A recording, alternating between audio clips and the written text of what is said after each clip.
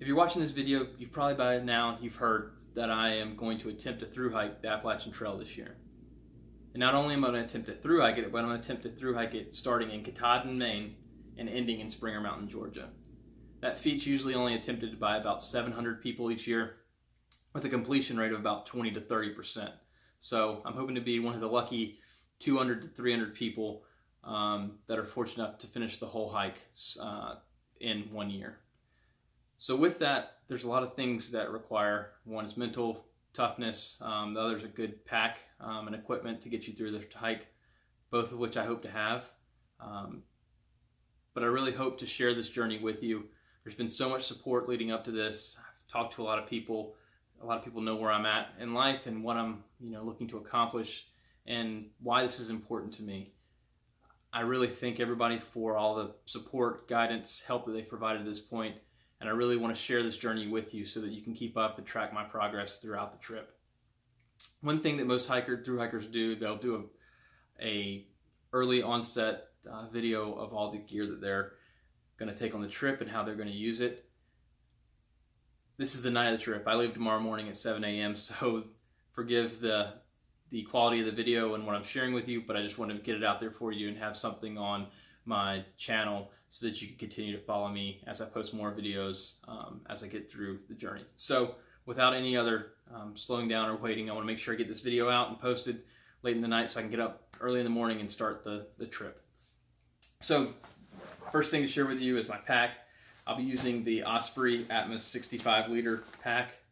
Really, this is probably the smallest pack that I could get all the stuff that I have in front of me to take on the trip. So really glad I chose this one, and I'll kind of take you through the rest of the gear that I'm going to be using in this pack. Starting out with the shelter that I'll be using. So I'm going to be using the Big Agnes Copper Spur HVUL1. This is a one-person tent, super light, about 3 pounds, 3.5 pounds. So that's really what I need considering all the other gear that I'm taking. I want to keep my pack under for probably 35 to 40 pounds. Probably closer to that 35-pound weight with all of my food and water attached. So it's important that I have a light tent to start out with. Also have the footprint for that, so making sure I stay dry if it does rain, which I'm sure it will. They're calling for rain the first day in Maine when I get to Katahdin, so that'll be a fun first day hiking up a mountain in about 40 degrees with about ½ an inch of rain. So good thing we have that. Second thing is the bedding. So I've got a flash insulated pad. This will help keep me warm while I am sleeping at night, but also give me a little cushion so I'm not sleeping on the bare hard floor or ground if I'm out in the woods. Next, I have my sleeping bag. I'm carrying about a 25 degree bag, which should be perfect for Maine right now, but it might be a little warm once I get to Virginia. Or even New York, those areas, maybe even Pennsylvania. But I can just turn it into a quilt at that point, unfold it all the way, and use it as a blanket in my tent. So I'm going to go with that. Should be good when I get back to North Carolina and Georgia as well in November. Also opted for a pillow. I want to make sure I'm not using my coat as a pillow. I can probably throw that in there and add a little more cushion. But I have this inflatable pillow that should give me plenty of support for that. So that's what the shelter looks like, and that I'll be using for that. Now I'll go a little bit into food and water situations, since that's also a critical piece of the trip. So for water, I'll be carrying 2 water bottles, smart water bottles. Really, it gives you a lot of view to how much water you have left versus the Camelbacks that you can tote 2 liters of water or more in them, but sometimes if you're there situated in your bag, you can't tell how much water you have left in there and can find yourself without water in a situation where you need some. So I'm going to carry the Sawyer Squeeze. This is one of the ways that you can filter water while on the trail.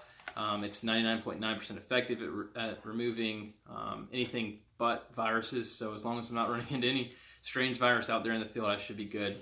The one thing that I will need to do is make sure it doesn't freeze while in Katahdin, in Maine, New Hampshire, Vermont, those areas where I've got higher elevations and it's still a little cold at night. So make sure I keep that on me during the night and when I'm traveling. For cooking food, I'll be carrying the Jet Boil system, the Micro-Mo, and this one has the regulator so that I can turn up or down the heat if I want to saute food versus boiling food all the time. So I'll have an option for cooking if I have the time and the materials to do that. Speaking of food, probably the heaviest thing in my pack at this point is my food bag. I have about 25 pounds of food for my first journey. That'll be a 10-day, 11-day wilderness hike without anything else. There won't be an attempt to, or any place to resupply. There won't be anywhere to charge my phone battery, anything like that. So I have to carry all my food with me for that trip. So this is the one that I'll be using for that. So plenty of food in there to get me through that journey. So moving on from that, I'll talk more about my clothing. So for town clothes, I'll be wearing a North Face.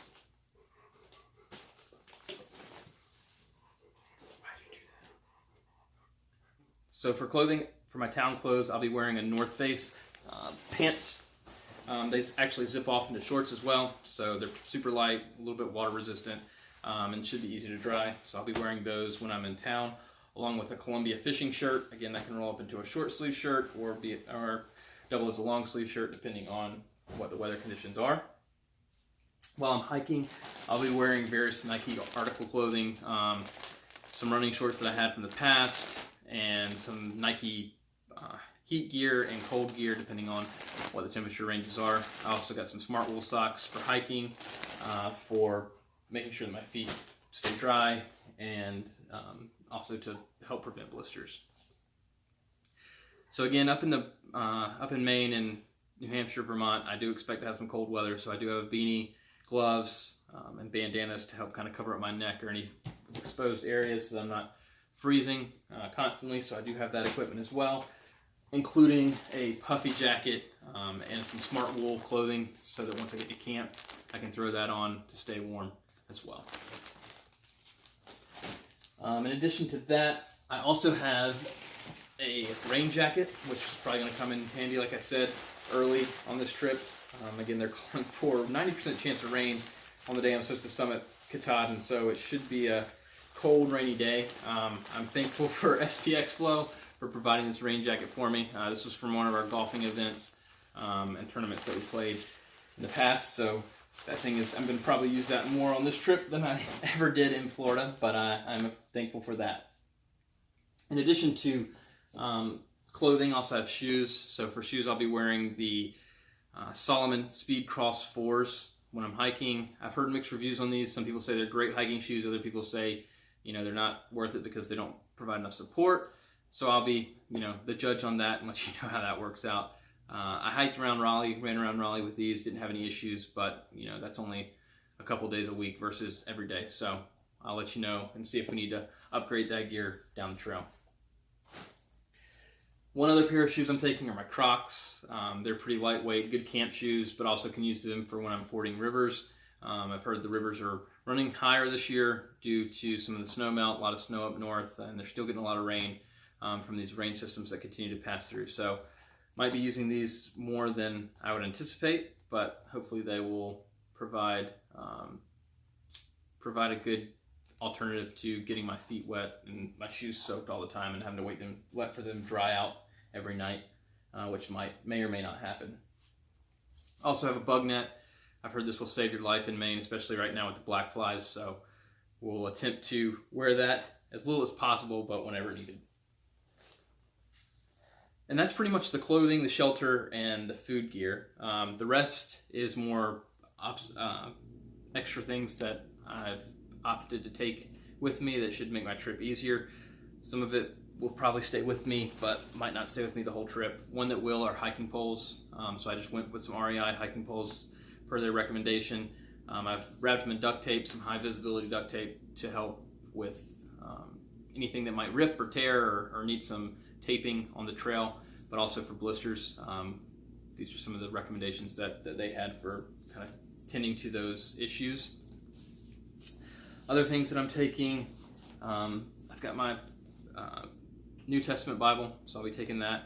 Really this, spiritual journey, I want to make sure that I'm really focusing on what I'm trying to get out of this journey is really my relationship with God, but also myself and rediscovering who I am and what my calling might be and what I might need to do to to get to that point. So I'm gonna make sure that that is a piece that's always on me. I've got my safety kits. So Dave K actually sent these to me.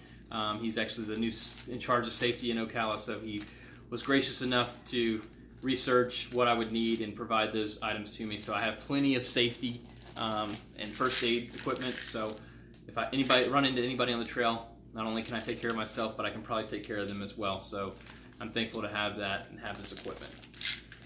In addition to that, I also have my toilet kit. So basically my toilet paper, my shovel, and other sanitary equipment for using the bathroom in the woods. So I'll let you know how that works out when I get to do that. Looking forward to that. We'll see how long we can make it. I've watched other videos where people said I've never had to use the bathroom in the woods. That sounds dangerous, and I salute them for having the fortitude to do that. The toiletry stuff that I would probably use on a daily basis, the toothbrush, floss, toothpaste, those types of things, contact solution, stuff like that. I've got those bags, and because it's ingrained in me through scuba diving and through Matt Reaver and NCS North Carolina State Dive Group, redundancies. So basically everything I just named off, I have a backup for it. Hopefully I don't have to use it. Hopefully I can ship it home at some point, but if I was to lose something, hey, or it stops working, I've got backups for that. Other things that I'm going to be taking, my AT guide, so this will get me through the trail. It's basically my map for the trail. I also have a map on my phone through gut hooks, but this is pretty helpful guide. Tells you where all the water sources are. If my phone was to die, I should still have a map to get me through the trail. I've got an emergency blanket. Again, I hope not to use this, but if I find anybody on the trail that I can provide some help to, I've got that. Other equipment, headlamp. So I'll be using the headlamp probably every day, either when I'm getting into camp late or if I choose to night hike. I've got that here to provide light. It also has a strobe feature, so if I need to signal for help, a red light feature, so I can come into camp late at night and not wake everybody up, and it has various degrees of intensity for lighting if I want to use this as a lamp while I'm in my tent and reading at night. Bug spray. I have plenty of bug spray, probably not enough to get me through Maine though, from what I've heard. I've got some for my gear or for my clothing, so it doesn't eat through my clothing, and then I've got just straight DEET, which was recommended by my dad's friend up front, who is from Maine. So Dean, he was a park ranger at Baxter State Park, and said this stuff is critical when dealing with the black flies. So I'll make sure I keep that close when I first start my hike. In addition to that, I also have earplugs. These are critical when you're sleeping in any of the shelters, so I'll make sure I don't lose those. And also tie-offs, so you never know when you need to tie anything off. I've got cordage as well, but just in case I need to tie something quickly, I have these pieces of gear that you can pretty much bend and tie anything around. Two other things that I have, so 2 knives. One's for utility, one's more for cutting or safety. So I've got these two. Hopefully I don't have to use either one of them, but 2 different purposes for utility knives. And again, another thing that Dean recommended was having an additional fire starting kit. So what I have here are waterproof matches. He swears these things are as strong as road flares, so if I ever have to use them, I will let him know, maybe film it to see if it really does provide that much light and that much heat to maybe get a fire started in wet conditions. Another thing that I'm going to be taking is my journal. I hope to journal this entire experience, not only sharing it with you through the videos on YouTube, but also through this journal here. So really hoping to get a good experience out of this, and I'll be able to share that with you. The final piece of gear that I'll be taking with me is battery charging devices. So like I said, that first hike that I'm doing when I get to Maine, so starting on Thursday, it'll take me about a week and 3 or 4 days to get to the next spot that has civilization. So I'll need to recharge my phone multiple times. One battery pack I have is good for 8 charges. The other one is good for about 2. So with that, I should be able to charge all of my gear to get me through if I don't use it 24/7 like I would normally in a normal day. So that really is my entire pack and everything that I'm taking. I appreciate you watching the video and seeing kind of what my journey is going to look like. I hope the next videos are going to be even more interesting. I hope to share all the pictures, all the experiences with you. I'm sure it'll be funny, I'm sure some parts will be boring, but I want to share it all with you. I hope you enjoy it.